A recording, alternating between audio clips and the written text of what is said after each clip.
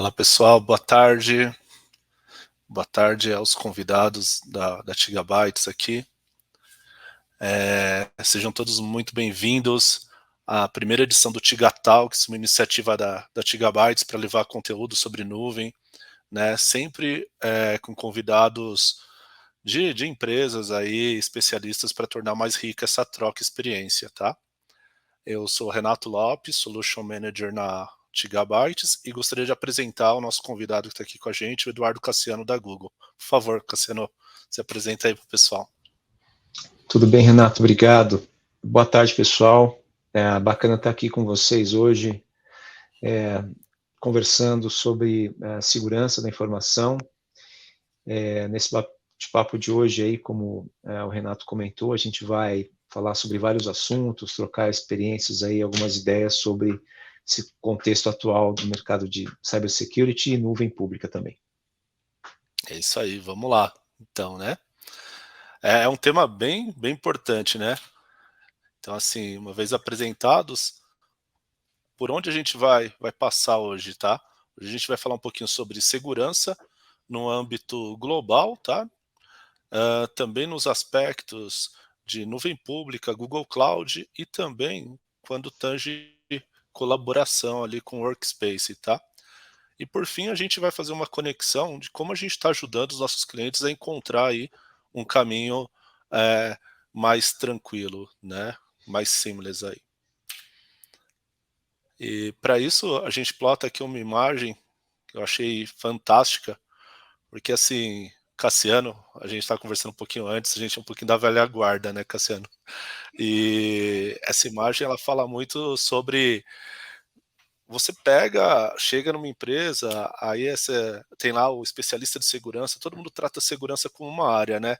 E a gente sabe que não é bem isso, né? Quer falar um pouquinho sobre? Claro, claro. Então, para quem trabalha com segurança e já está mais acostumado com os processos e a conscientização que tem que haver, né, em todas as camadas, aí, em todas as verticais da organização.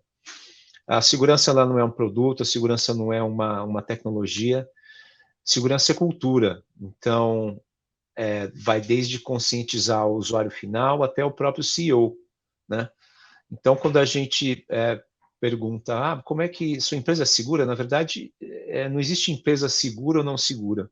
O que existe é um nível de conscientização quanto aos processos, quanto os métodos de enforcement das políticas de segurança, e isso tudo que vai formar a cultura da empresa. Aí, quanto mais madura for a cultura da empresa, mais preparada ela está para qualquer tipo de evento, de incidente relacionado à segurança. Porque hoje em dia, né, pessoal, a gente costuma dizer que para ser invadido basta estar conectado na internet.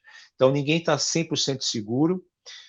O que importa, na realidade, é quão preparado você está para detectar uma potencial invasão ou um incidente de segurança e quão rápido você se recupera dele. É isso aí. Vamos lá então, né? E aí, tudo que você falou deu uma introdução muito bacana para o que a gente vai falar, né? Por que agora? Porque a gente está falando de segurança quando o mercado está falando de transformação digital, né? E que segurança vem se tornando aí ao longo dos anos algo que é crítico. Na verdade, sempre foi crítico, né? Só que agora eu imagino que, graças a Deus, o Brasil está chegando no nível de maturidade de entender que segurança é um pilar ali muito forte e sólido de arquitetura, né? E a gente traz esse slide aqui, mas para plotar as ideias, né, para o pessoal de como que era um pouquinho, como que era antes e como que estão sendo agora os ataques, né, e como que os criminosos vêm se aperfeiçoando aí ao longo do tempo, né.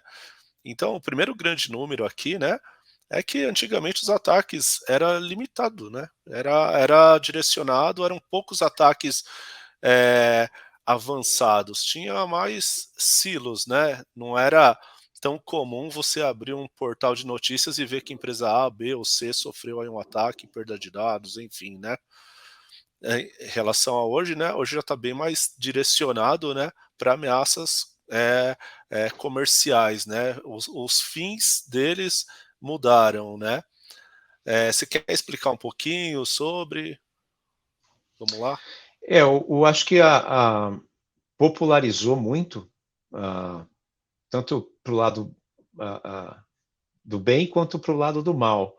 Se você pegar e voltar aí 10, 15 anos no mercado de segurança, a gente basicamente tinha Firewall, IPS, IDS, Endpoint Security, coisas nessa linha.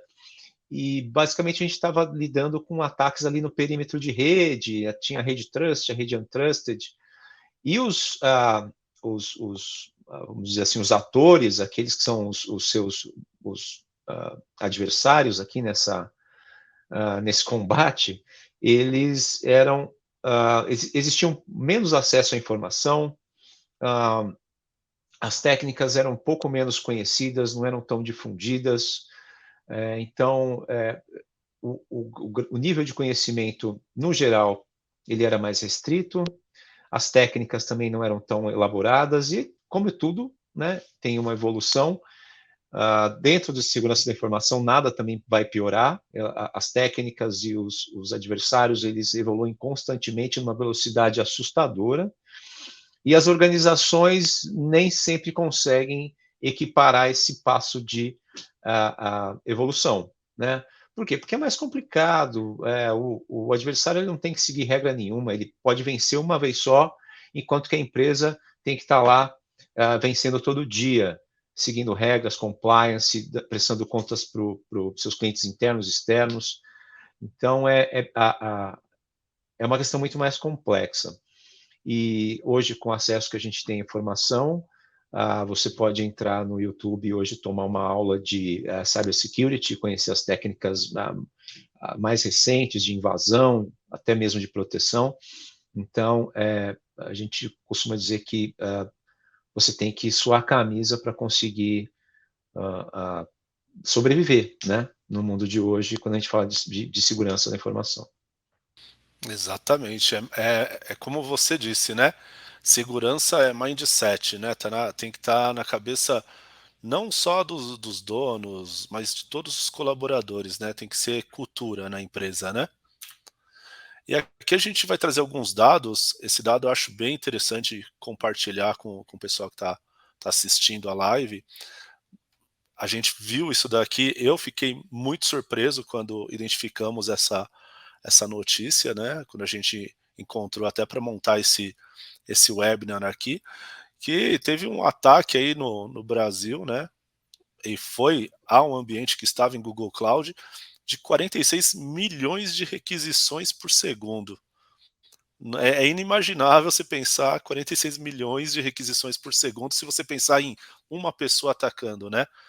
Mas pela leitura que eu fiz, assim, um pouco até mais leiga, sorte do cliente que ele tinha ali uma ferramenta do Google, né? No caso, o Cloud Armor, né? Que é um AF, né? Um firewall de aplicação, né? E o que poderia ter acontecido se esse cliente não tivesse um AF, Cassiano? Teria ficado fora do ar, né? Assim, ataques de negação de serviço, né, o denial of service, o distributed denial of service, eles são conhecidos há muito tempo, não existe muita novidade em cima disso. Mas muita gente até acha que isso é algo que não acontece mais, porque a gente dificilmente vê na mídia notícias sobre esse tema. Quem acompanha, quem é mais especializado, acaba tendo um pouco mais de informação, porque está ali vendo a mídia especializada, etc., e acaba tendo visibilidade disso. Mas, assim, eu trabalhei até durante um período numa empresa voltada para serviços de mitigação de ataques de negação de serviço. Eu posso dizer para vocês que isso acontece todo dia, toda hora, todo momento, aqui no Brasil, lá fora. O Brasil está entre os top 5 ali, em termos de tanto receber ataques quanto também enviar. E o ataque de negação de serviço, o objetivo dele basicamente é tirar o seu serviço do ar. Existem várias técnicas, várias maneiras, mas no final do dia é tirar o seu serviço do ar. Alguns podem pedir algum tipo de resgate para isso, outros podem ter outro tipo de finalidade, de objetivo, como reputação, simplesmente pode ser algum tipo de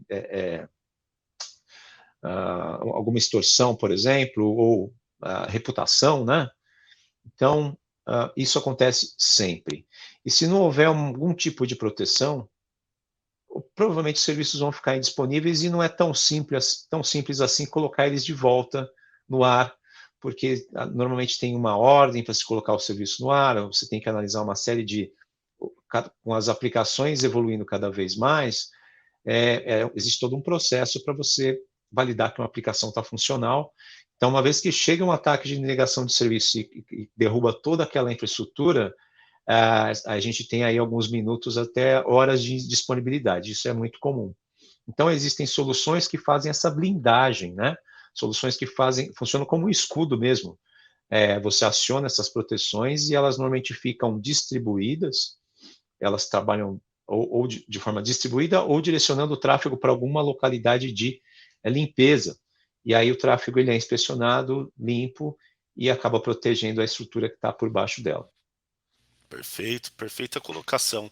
Bom, eu já tive do outro lado da mesa, na área comercial, e já passei por alguns clientes que pensavam, não, mas segurança vai onerar o projeto. Se eu te falar que a maioria dos projetos, um Cloud Armor está ali entre 5% do custo da infra total, às vezes, do cliente. Então, às vezes, é uma coisa tão irrisória financeiramente, mas o grande problema aqui é a falta de conhecimento, né? O conhecimento e um atendimento consultivo para falar para o cliente. Esse é o caminho, essa é a arquitetura recomendada, né? E quando se diz uma arquitetura recomendada, não é à toa que a gente tem Customer Engineer no Google, especialistas, para a gente mostrar para o cliente o caminho certo, né? Graças a Deus esse cliente estava no caminho certo, né? Ele foi bem assessorado pelo jeito e realmente não tem outra maneira, tá? Por mais que você tenha alguma solução dentro de casa que atenda ali, seja boa o bastante para ataques pequenos, como eu falei, basta você estar exposto na internet, se em algum momento acharem que você deve tomar algum tipo de ataque por qualquer razão que seja, eles vão conseguir tirar a sua estrutura do ar se você não tiver uma proteção escalável, que consiga suportar ataques da ordem de ou milhões de requisições por segundo, ou em throughput, né, na ordem de megas, gigabits por segundo de tráfego, e que muitas empresas não têm. O que acontece quando a gente vai para a nuvem pública é que a gente acaba absorvendo muitas dessas proteções porque o provedor de nuvem pública já tem uma proteção meio que padrão. Para alguns tipos de ataques que vão na camada de aplicação, aí realmente você necessita de uma proteção mais específica, como o AF, por exemplo, que acaba fazendo essa blindagem também na camada 7, né, na camada da aplicação. Perfeito, vamos seguindo.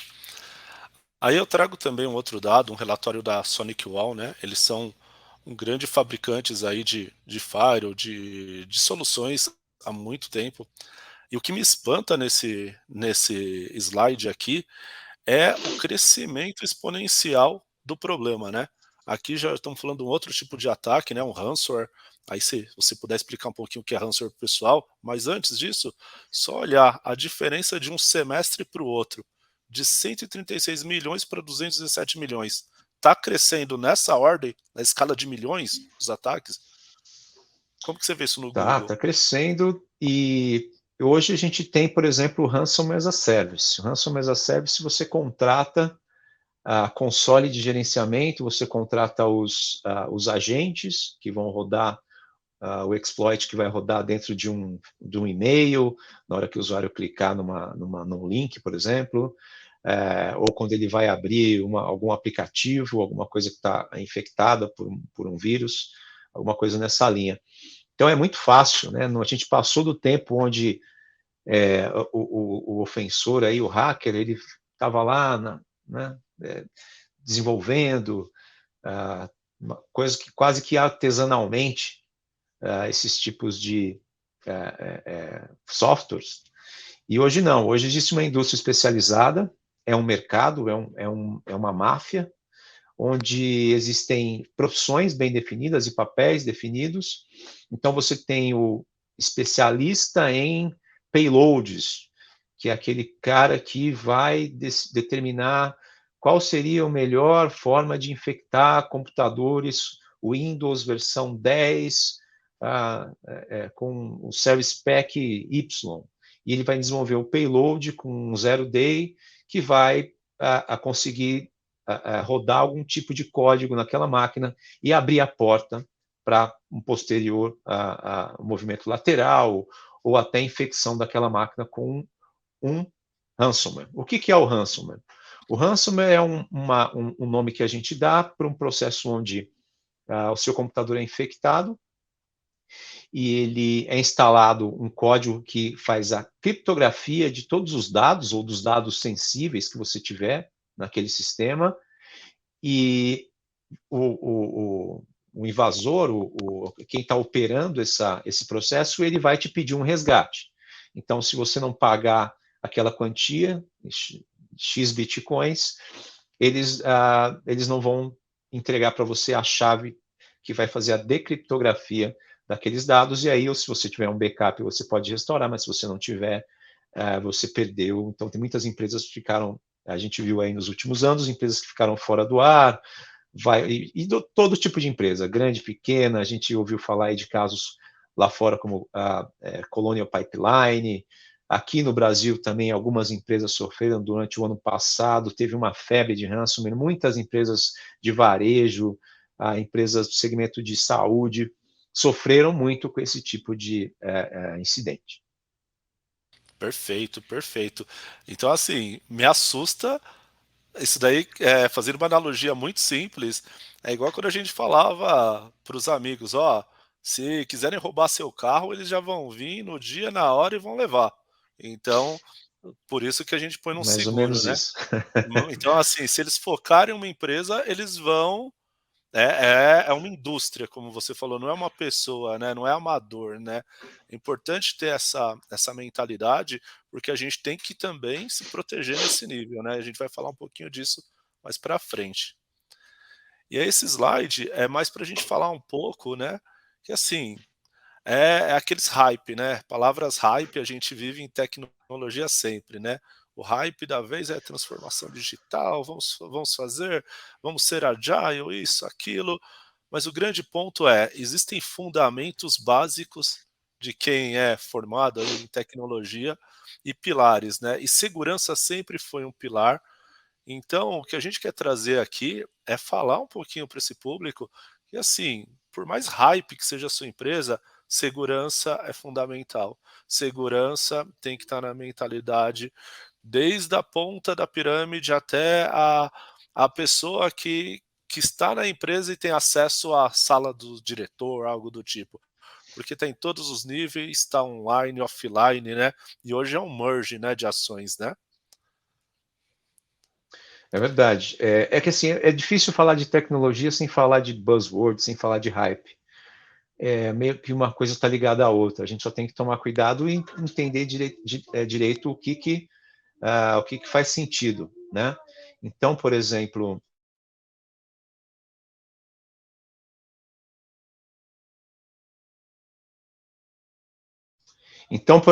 quando a gente fala de transformação digital, o que a gente está querendo dizer na realidade é as ações dentro de uma empresa que vão melhorar a produtividade ou vão transformar o negócio da empresa usando tecnologia.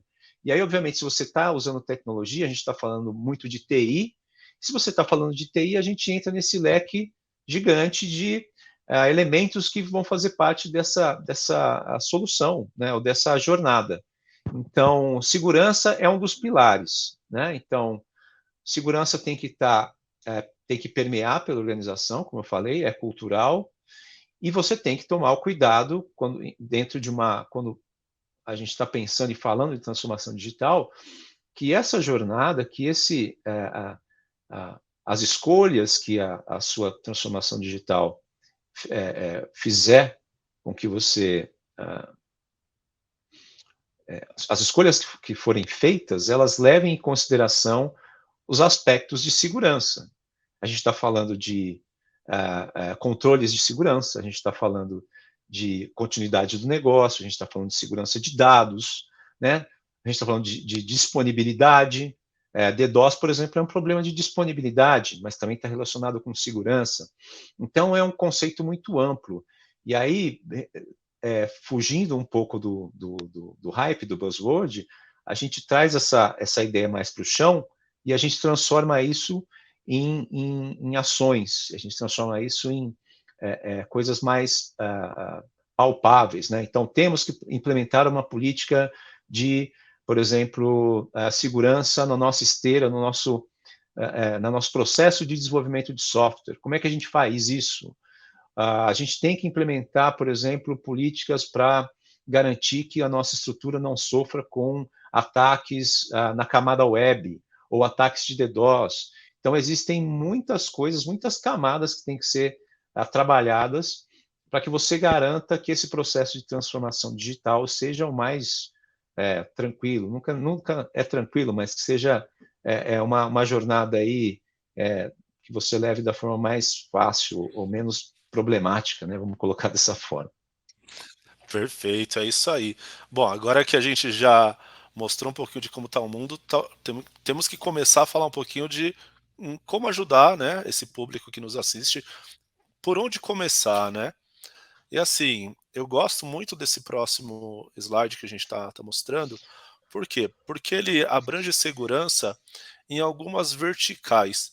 Então, quando a gente fala no mundo corporativo de segurança da informação, você tem ali seu ambiente à esquerda, seu ambiente on-premises, né?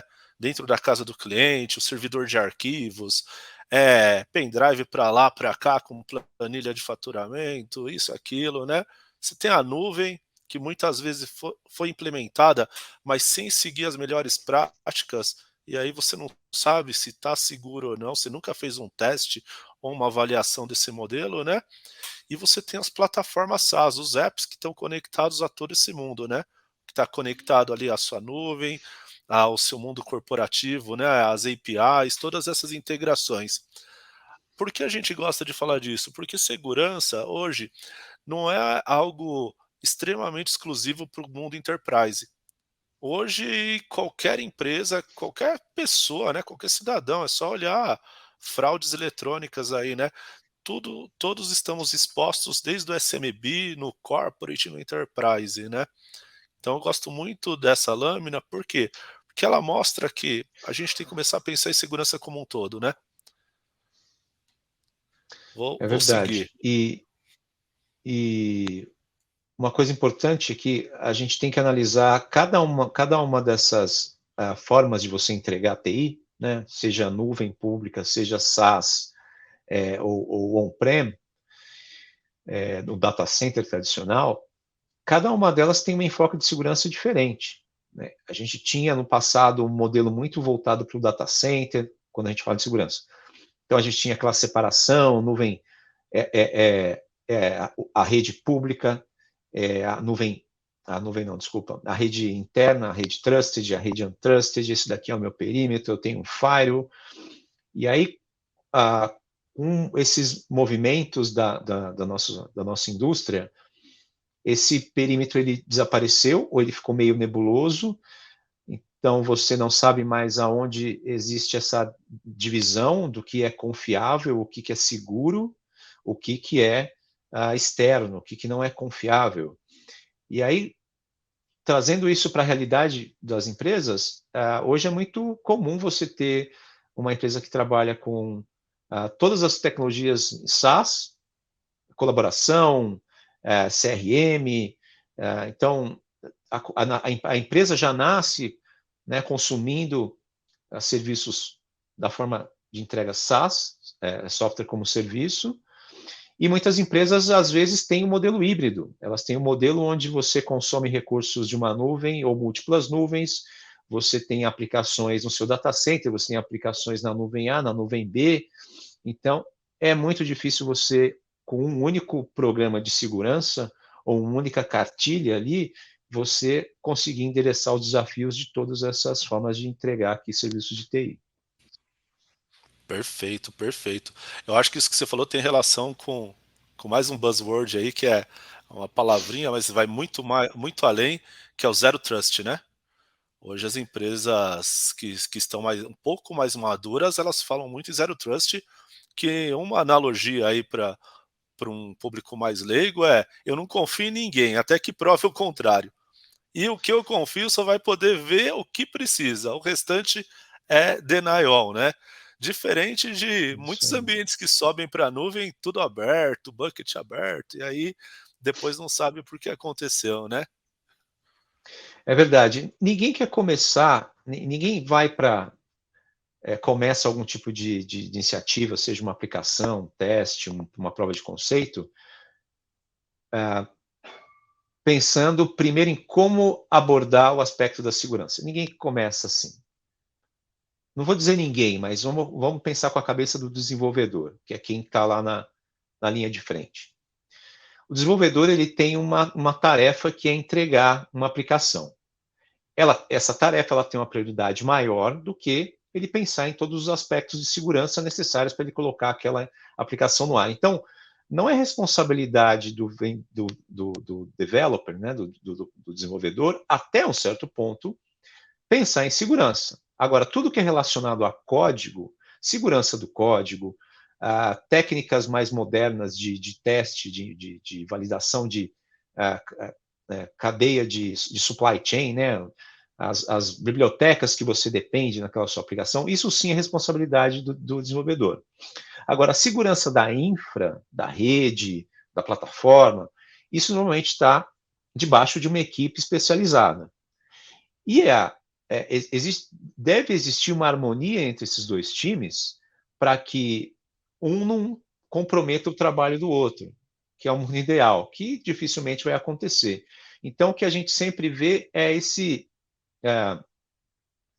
não vou dizer uma briga de forças, mas a gente sempre vê um cabo de guerra entre esses dois mundos, que é o quanto mais você flexibiliza as suas políticas de segurança para melhorar ou aumentar a produtividade da entrega da aplicação, aumenta o risco de uma brecha de segurança, de um incidente, e ao mesmo tempo que você restringe, você vai dificultar, você vai mexer na produtividade, na capacidade da sua empresa até de realizar o negócio que ela precisa realizar.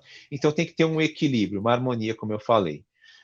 Então é mais ou menos nessa linha, né? Você tem que garantir que você tem aqueles controles mínimos para que você deixe os times de aplicação confortáveis em desempenhar a função que eles têm que desempenhar e, ao mesmo tempo, evitar que um erro ou algum tipo de configuração mais alguma coisa que tenha sido esquecida ao longo do processo possa causar um impacto muito grande e um eventual, né, brecha de segurança, um Exatamente. vazamento de informação. Então é mais ou menos por aí, eu diria. Você viu que o Marcelo acabou de escrever, né? Imagina isso nesse cabo de guerra aí que está sendo LGPD, né? Então, assim, ele previu, acho que o nosso próximo slide depois de falar do NIST aqui, né? Mas a gente vai chegar lá, vai chegar na segurança dos dados, Marcelo. Aí, agora, a gente quer aprofundar um pouquinho mais nas melhores práticas, tanto em nível global, quanto que o Google aplica, Gigabytes ajuda os clientes, né? E a gente traz aqui uma palavrinha que para muitos é nova, né? O NIST, o que que é o NIST, né? E eles têm um framework, né? Por onde começar. Você poderia explicar um pouquinho pro pessoal sobre ele? Claro, claro. Então, a grande. Sempre quando você tem que começar alguma coisa, é sempre a parte mais difícil, né? Começar alguma coisa do zero. Então, como é que a gente faz? Normalmente eu faço o seguinte: eu vou procurar algo que já está pronto e vou trabalhar em cima daquilo. Vou pesquisar e vou ver qual que seria o melhor dentro daquilo que eu estou procurando e vou tentar trabalhar e melhorar aquilo, adaptar para a minha realidade. Então, é para isso que existem os frameworks. O NIST é um órgão americano, ele cuida de padrões e normas nos Estados Unidos, e ele criou um framework de segurança chamado CSF, CSF. que é o Cyber Security Framework. Esse framework, ele basicamente diz, ele cria categorias, né?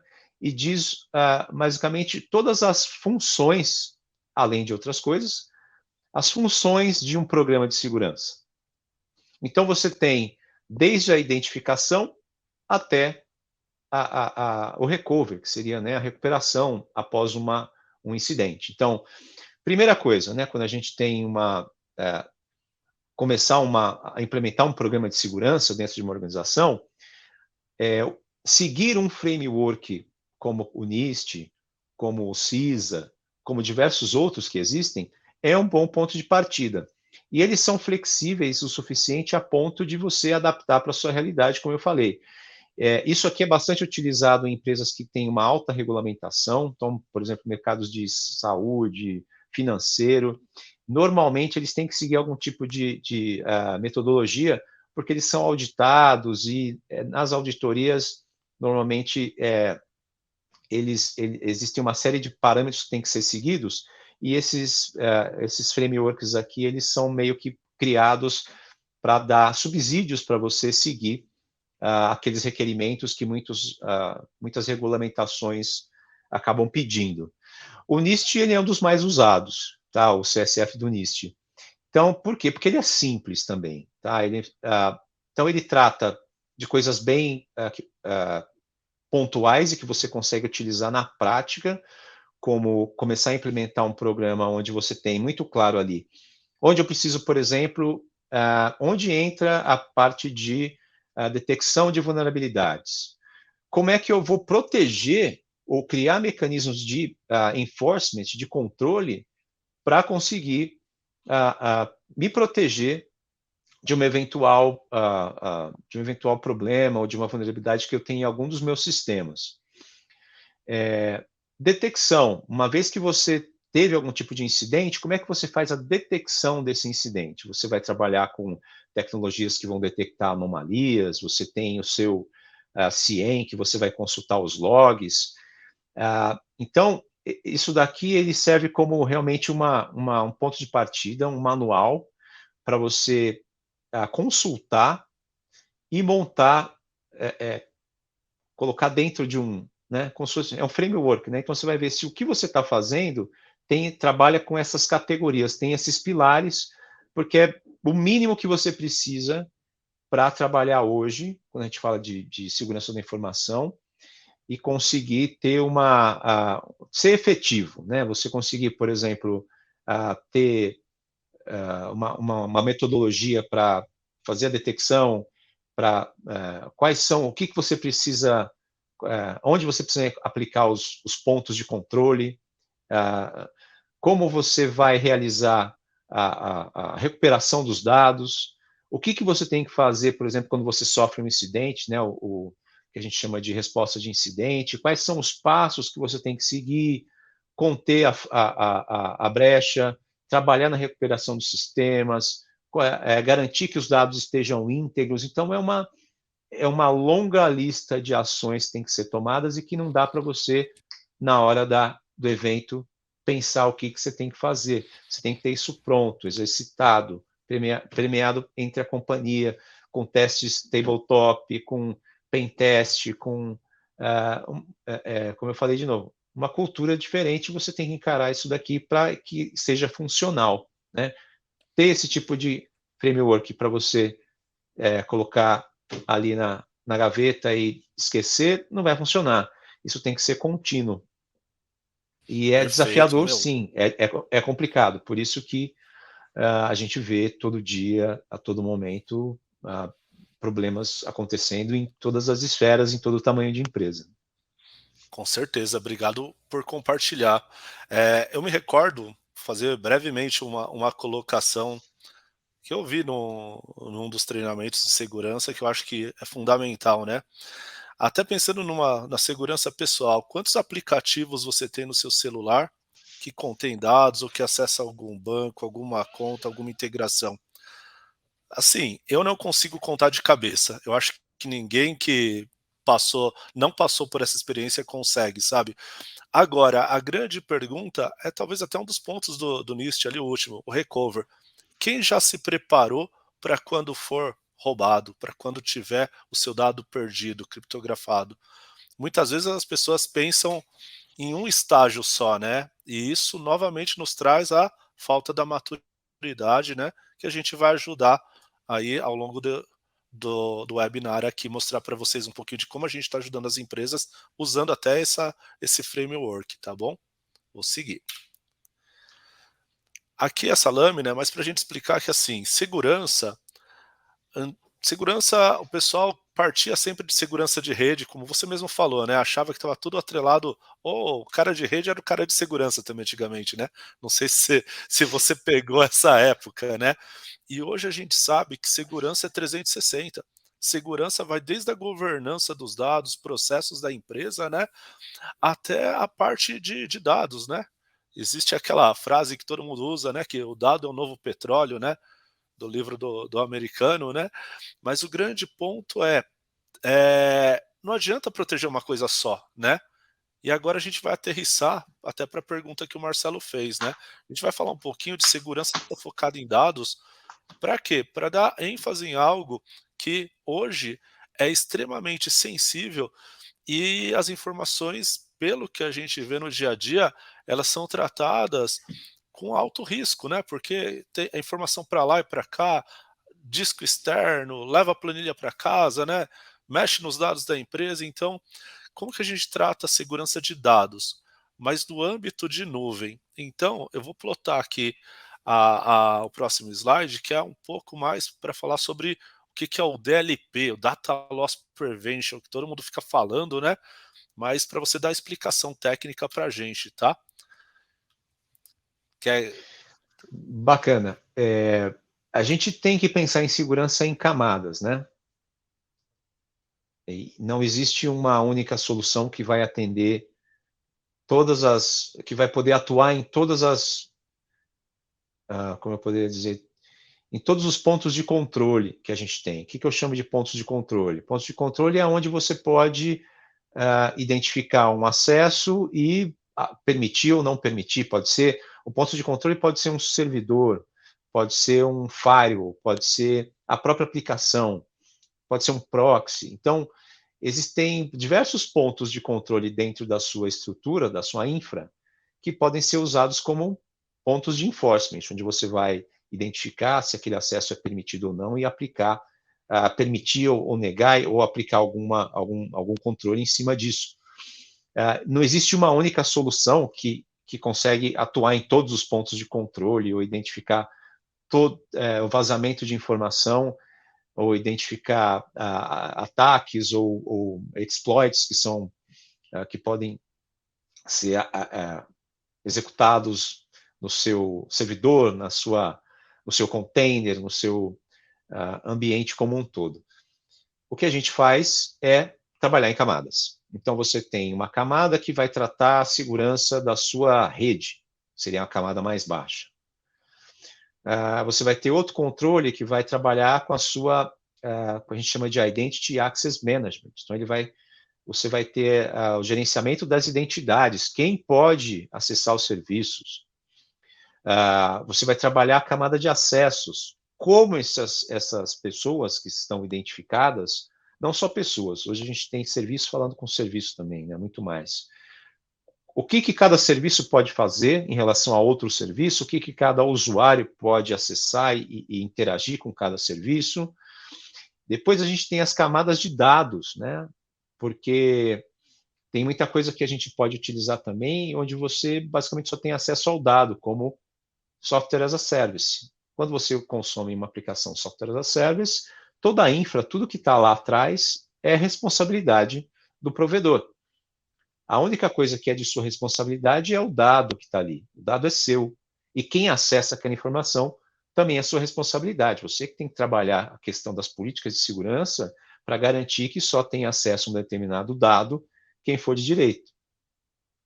Então, falando um pouquinho mais especificamente aqui na segurança de dados, existe uma solução chamada DLP, que é o Data Leakage Prevention, que ele faz a prevenção do vazamento de informação. O vazamento de informação também pode acontecer em várias camadas. Ele pode acontecer, por exemplo, no vazamento de informação numa aplicação web. Então, durante aí, sei lá, hoje é menos comum porque a desenvolvimento de aplicação acabou evoluindo e isso é mais ou menos automaticamente mitigado quando você usa frameworks mais modernos. Mas era muito comum subir, por exemplo, uma aplicação PHP com banco de dados SQL e por uma técnica conhecida como SQL Injection, você conseguir fazer o download de toda a base de dados que estava por trás daquela aplicação, trabalhando com técnicas de concatenação dos comandos SQL. Então, era uma forma de vazar o conteúdo que não era um conteúdo que deveria ter sido acessado por aquela entidade, aquela pessoa, que deveria ter acessado única e exclusivamente um registro, uma tabela, uma consulta que ele tenha feito naquela base. Mas, por uma questão de vulnerabilidade da aplicação, aquele dado vazou. Então, como é que você garante aquela informação, por mais que exista um problema, uma vulnerabilidade na aplicação que não foi mitigada, seja por revisão de código, seja até por uma política de segurança que não foi efetiva, qual que seria a próxima opção? Você garantir a segurança no nível do dado. Por isso as camadas. Por mais que você tenha uma camada que não funcione, não seja efetiva naquele momento, existe uma próxima que pode tentar também garantir que a invasão não seja bem sucedida, ou o roubo de informação não seja bem sucedido. Então, o DLP é uma das últimas camadas, ou seja, o dado vazou ou está prestes a vazar, o DLP ele tem uma tecnologia onde ele pode detectar esses dados sensíveis e fazer ou a máscara para tirar aquilo da resposta. Então, o que chega para quem está solicitando é uma informação que não vai fazer sentido, porque ela está picotada, né? Algumas partes dela foram removidas, ou simplesmente ele não recebe nada. Então, existe um serviço dentro do Google Cloud, chamado Cloud DLP, que ele tem integração com diversos serviços Google também, que você pode trabalhar essa questão do vazamento de informação. Então, você pode garantir, por exemplo, que você não vai vazar número de cartão de crédito, por mais que tenha um problema na aplicação e uma eventual brecha de segurança, e toda a base de cartões de crédito daquela que estão armazenadas naquele cliente vazem. O DLP vai garantir que essa informação ela fique dentro da sua estrutura, ela não saia de dentro do seu VPC, da sua Virtual Private Cloud. Então, em suma, é assim que funciona o DLP. Obrigado pela explicação. E se me permite uma colocação dentro disso, né? Em tempos de LGPD, não basta o criminoso ir lá querer roubar seus dados, você também tem que se preocupar com o dado sensível do seu cliente, que pode te processar e quebrar sua empresa. Então, assim, a segurança do dado hoje não é inegociável, né? Como dizem aqui na empresa. Né? Deixa eu passar aqui o slide rapidinho. Aqui é um pouquinho do como, né? Como que funciona o DLP no Google Cloud, mas você já deu uma explicação bem ampla, né? E eu acho que, assim, olhando para essa imagem, deixa claro o que você falou quanto não só camadas, mas também serviços, né? Você tem que saber o serviço certo para o problema certo, né? É como você ir no médico e tá tomando o antibiótico errado, né? Não causa reação nenhuma, você só perde dinheiro. Então aqui, exatamente, cada quando eu problema, vejo uma solução diferente. quando eu vejo isso, eu vejo que assim, eu tenho um leque de produtos, um leque de informação e de necessidades aqui, só que a gente tem que saber encaixar a solução certa para o problema do cliente, né? E aí você falou É de um isso aí. ponto importante. Acelerei aqui, ó, passei. Você falou de um ponto importante quanto à responsabilidade, né? A gente estava falando de segurança e nível de infra ali, né? E aí, olhando da esquerda para a direita, eu já sou familiarizado com isso, porque eu trabalho com tecnologia faz um tempo.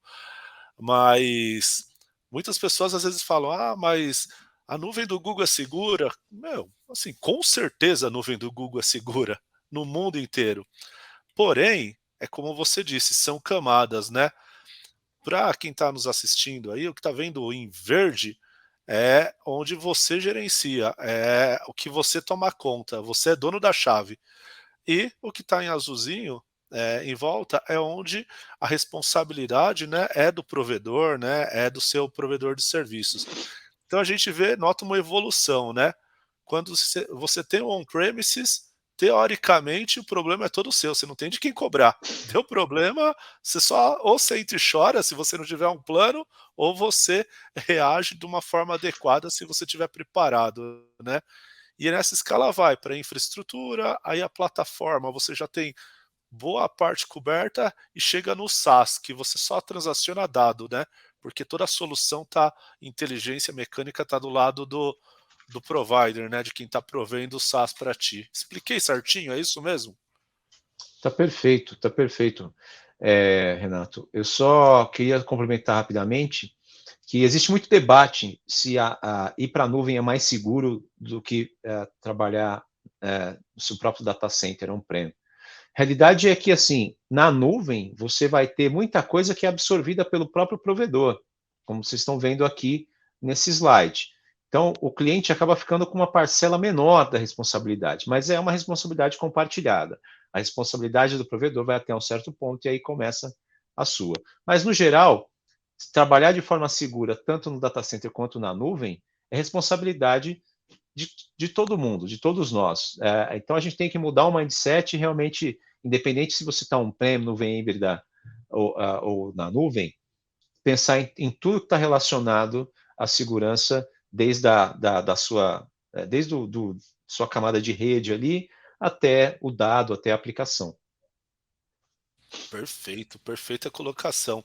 Se me permite mais uma analogia aí, né, num time de futebol não adianta você fazer 5 gols se tomar 6, 7, né, então é tão importante quanto fazer gol, é você saber também ter algo consistente, né, para não perder. O mais importante é ganhar o jogo, né. É isso aí. E aqui, ó, eu trago um pouquinho de como a Gigabyte está ajudando os clientes nessa jornada, tá, no que tange Google Cloud. A gente criou um framework, só que a gente não reescreveu a roda, né. Preferimos usar o NIST, né, usar Google, melhores práticas, e a gente está, de forma consultiva, dando toda essa orientação para os clientes, inicialmente sem custo nenhum, então ele chega ao ponto de ter o relatório NIST dele, baseado em entrevistas, tá? O que é bacana, isso serve para qualquer cliente de nuvem, até um determinado ponto. Uma vez feito isso, se ele já for cliente de Google Cloud, porque aqui a gente só trabalha com Google Cloud, né, na Gigabytes, a gente consegue evoluir ainda mais. Além de ter o relatório NIST, a gente consegue ativar uma outra sopa de letrinha que você vai explicar um pouquinho, que é o Security Command Center, para a gente conseguir, em nível de projeto, entender a segurança do projeto dele. Porque às vezes é como nós estamos falando aqui. Você não sabe que você tem um problema, até alguém chegar e te mostrar esse problema, né? Então, fala um pouquinho mais do Security Command Center para a gente, daí eu fecho a parte da nossa jornada. Bacana. Ah, o Security Command Center ele é uma ferramenta que ele ajuda as organizações a identificarem como é que está a postura de segurança dos projetos que estão rodando dentro do Google Cloud. Então, o que isso significa na prática? É muito comum, quando você começa a trabalhar com uma nova tecnologia, você ter uma curva de aprendizado onde você começa de uma maneira um pouco mais simples, porque você quer entregar um resultado rápido, e depois você vai melhorando o seu entendimento, vai melhorando a sua. Você começa a digerir mais conceitos e acaba enxergando o todo, e muitas coisas que não faziam sentido lá atrás acabam fazendo sentido depois de um certo tempo. Então, esse início é muito complicado. E quando a gente fala de segurança, se você começou errado, é muito difícil lá na frente você mudar. Então, se você começou num projeto com uma política mais fraca, não seguiu boas práticas de indústria, se você não tem, de fato, não pensou na camada de segurança no início do projeto, quando aquilo já estiver em produção, com o cliente já usando o seu sistema, a sua aplicação, você vai ter um trabalho enorme com conscientização, talvez, ainda que você não tenha nenhum problema relacionado a vazamento de informação ou a incidentes, para fazer alterações, janelas de manutenção, indisponibilidade da sua aplicação, porque você vai ter que consertar o que, né, não foi idealizado de uma forma segura. Então, o Security Command Center ele ajuda muito nesse início, porque ele vai te dar um inventário de tudo que você tem em relação aos seus assets de nuvem, desde máquina virtual, serviços serverless, toda a parte de identidade de acesso, então, políticas fracas, ele pode te dar, por exemplo, recomendações e boas práticas para endereçar questões como políticas muito permissivas, né? A gente sempre trabalha, sempre tenta fazer com que a gente aplique aquele conceito do menor privilégio possível. Quando a gente vai dar privilégio para um usuário, para uma instância, acessar uma informação, que ele tenha única e exclusivamente a permissão que ele precisa para executar aquela ação. Né? E não dá, por exemplo, acesso administrativo para um usuário que precisa gerar um relatório. Então, ele identifica essas potenciais falhas do ponto de vista de segurança e monta para você um painel onde você vai ter a visibilidade de tudo isso em tempo real. Perfeito, perfeito. A gente entrega isso, eu vou passar rapidamente aqui, em uma jornada, né? Então, aos interessados, né? A gente pode entrar em contato, vai ter um QR Code no final, para a gente começar essa jornada, onde é feito um pré-assessment no estágio 1, uma entrevista feita por especialistas, tá? Todos arquitetos Google, que é feita com o gestor de TI ou CISO, né? Disso sai esse relatório de maturidade e a gente começa um plano de ação. Então, é assim que a gente está ajudando hoje os clientes no dia a dia, tá?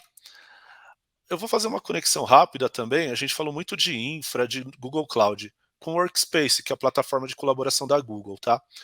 Porque a gente estava falando de DLP, mas DLP não é só do servidor, tem dos e-mails também, né? Se um funcionário que usa o e-mail arroba nome da empresa lá ofende alguém, enfim, faz qualquer coisa errada, a empresa paga por isso, né? Então, eu queria reforçar para o público, o pessoal que está aqui, que tem DLP também nas soluções Workspace. E elas são muito robustas e mais, não digo mais completas, elas são prontas. Como a gente explicou no slide, num SaaS já está pronto. Então, tudo vai de você ativar a feature, né, e saber trabalhar com ela, né? Então, tem DLP em nível de Gmail, então, assim, é feito de uma forma simples pelo administrador, né? E isso reflete na hora no usuário, tá? Tem também nos dados, então reforçando o que a gente está falando bastante nesse webinar aqui. Aquele seu arquivo do Google Drive lá que tem CNPJ das empresas, você pode proteger ele, você pode criar uma camada a mais, você pode começar a ter granularidade de dados, né? O que é um dado sensível, o que pode compartilhar externo, o que não pode, e isso é cultura, mentalidade, tá? Aqui é só para mostrar um pouquinho de como é simples fazer isso com o Google Cloud, já tem algumas regras pré-definidas, a gente pode definir outras junto da empresa, né? Mas eu gostaria de só dar uma reforçada aqui em como a Tiga está ajudando os clientes, tá? Porque não é vai, ativa e pronto. Às vezes eu vejo que muitas empresas e pessoas são induzidas a nuvem é simples. Não, nuvem é simples, mas não é trivial. Tudo tem uma questão de maturidade, processo, né? Então, a gente atua aí num trabalho desde a descoberta do problema junto do cliente, a gente eleva o nível de maturidade ali, entendimento para os administradores, né? Depois a gente replica através de aprendizado em toda a corporação para assim a gente partir para criar as regras. Porque o que a gente vê que acontece em muitas empresas, às vezes a regra é criada, é criada de forma errada. É feito o processo ao contrário, né? Bloqueia porque vazou, mas não teve um processo antes. Então a gente costuma ajudar o cliente desde do fundamental até o transformacional, tá? E já último tema aqui nosso, né? Eu dei uma aceleradinha. Falar um pouquinho, estamos falando de segurança, né? Mas hoje em dia com devices, né? Smartwatch, iPad, isso, tudo um monte de tecnologia e gadgets, né? Você chega, conecta no Wi-Fi da empresa, né? Tudo exposto. Então, eu queria reforçar para essa galera que está assistindo a gente que dentro também do Google Workspace tem uma solução de MDM. E essa solução, ela é extremamente robusta. Ela faz a gestão do dispositivo móvel, né? Eu acho que você que é Googler, acho que você gostaria de ter seu depoimento sobre isso, porque, se não me engano, os Googlers usam até um hard key, né? Tem que ter um.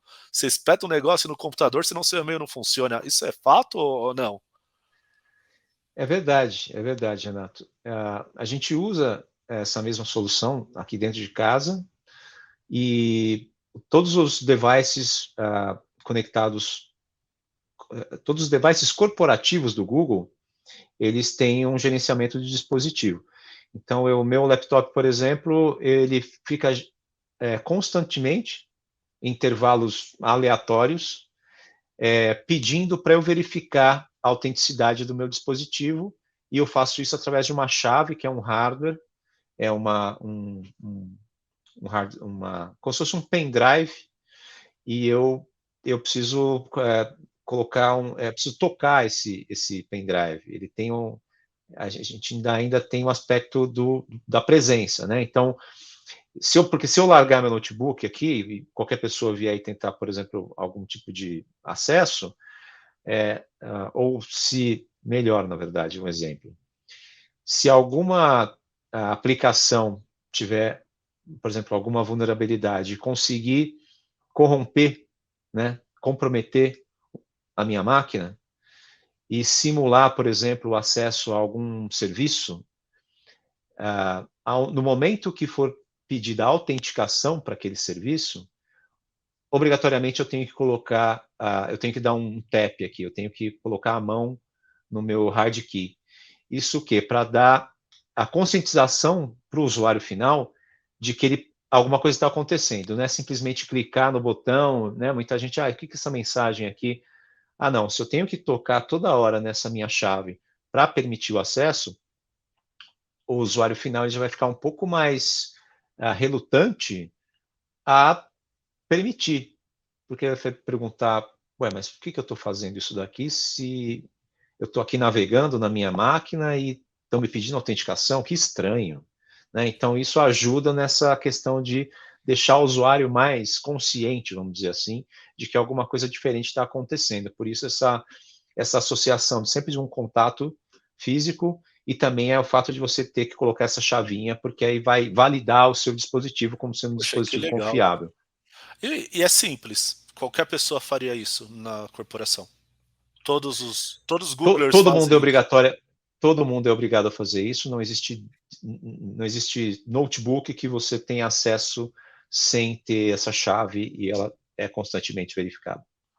Obrigado por compartilhar. E as minhas perguntas não foram por acaso, né? Porque muitos criminosos usam de credenciais de usuários, né? Você tem um usuário que tem acesso a determinados privilégios ali, é mais fácil você hackear a pessoa, fazer uma engenharia social com a pessoa, do que com a empresa, né? Então é bom saber que tem esse tipo de solução no Google também, né? E para esse tipo de solução, a gente também faz toda a parte, desde treinamento, capacitação, até o nível transformacional. E por fim, a gente não pode esquecer do usuário, né? A gente está falando de admin, de rede, de técnico, das áreas de tecnologia, né? Porém, a gente tem que incluir o usuário final nessa conversa, porque é como a gente começou essa apresentação. Segurança é mindset. Tem que estar com todo funcionário, todo colaborador, ele tem que saber que ele carrega parte da empresa junto dele, né? E a gente faz também no nível de usuário esses treinamentos, tá?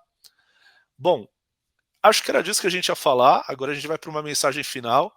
Vou abrir para você dar sua mensagem final aí para o pessoal que está assistindo. Só agradeço. É uma honra, um privilégio estar dividindo espaço com uma pessoa tão qualificada e conceituada quanto você, tá, Cassiano? Que isso, Renato. Tamo junto. Obrigado vocês pela Tigabytes por ter né, promovido esse webinar, essa troca de experiência, esse bate-papo aqui sobre segurança, que eu sou apaixonado. Adorei ter participado, quero participar de outros. Obrigado pro público também, que ficou até agora aí ouvindo a gente. Prazer falar para vocês. E é isso. Obrigadão aí, pessoal. Até a próxima.